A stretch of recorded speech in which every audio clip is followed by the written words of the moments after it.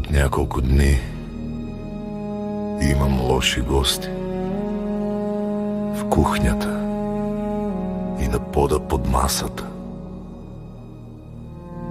Мравка до мравка, мравка пред мравка, мравка след мравка, мравки.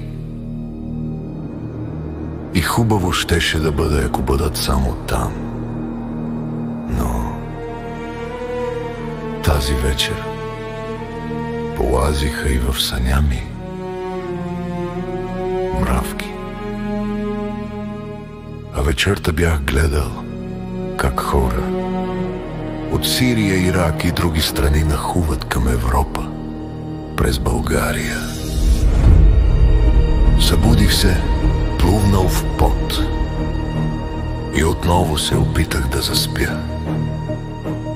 И във вторият ми сън пред мен изникна хлебарката, която пробъдих от къщи, и се зачудих дали да не я помоля да се върне, защото по нейно време нямаше мравки, но кое ли беше по-добре. Заспах и отново се събудих.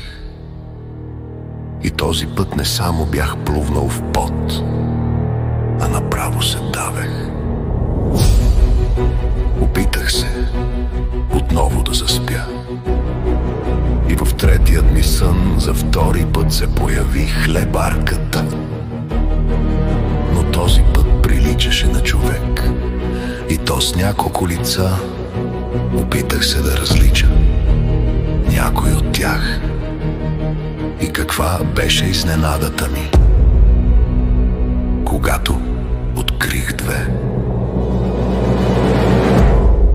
Хитлер и Сталин.